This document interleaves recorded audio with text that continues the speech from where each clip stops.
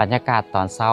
อยู่เฮือแพเมืองเฟืองข้างน้ำลีแคมน้ำลีจะเป็นประมาณนี้เลยเป็นบรรยากาศที่โคตรบริสุทธิ์เลยพอแต่เจ้าเปิดประตูออกมาเจ้าก็จะเจอกับสายน้ำแบบนี้แล้วก็จะเจอกับสายภู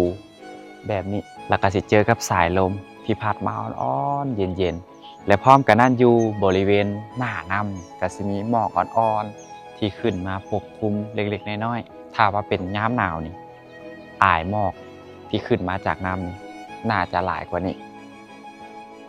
ถ้าว่าเจ้าแนมไปฟังนี่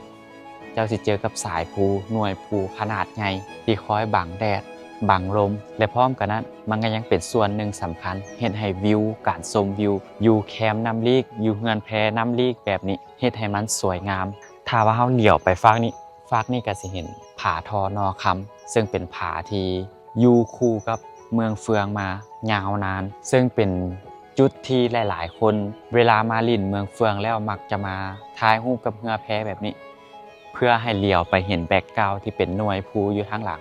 ซึ่งเป็นเอกลักษณ์ที่บ่มีบ่อนใดคือเลยบรรยากาศอยู่นี่หั่นโคตรดีถ้าว่าไผมือพักมือพรบ่ฮู้ว่าสิไปไสลองเอาเมืองเฟืองเก็บไปคิดเป็นตัวเลือก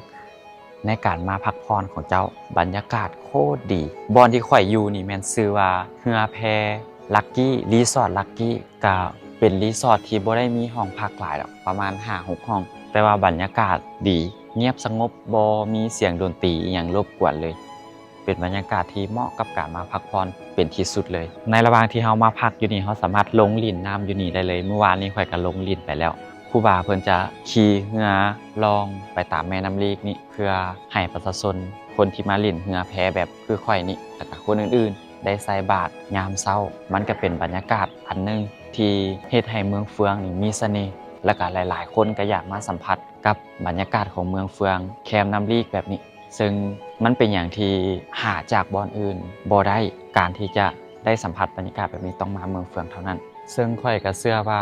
หลายคนก็น่าจะได้มาแล้วแต่ว่าหลายคนมาบ่ฮู้ว่าสิได้นั่งใส่บาตรยามเช้าชมบรรยากาศยามเช้าแบบนี้บ่เอาตัวเองมาปะทะกับสายลมอ่อนๆปะทะกับสายหมอกอ่อนๆที่ขึ้นอยู่ตามบริเวณหน้าน้ำเอาสายตา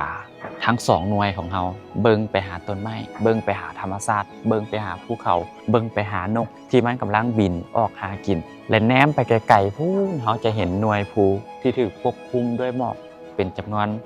หลายเลยซึ่งมันเป็นภาพที่เฮ็ดให้เมืองเฟืองเป็นเมืองที่มีเสน่ห์เป็นเมืองที่หลายคน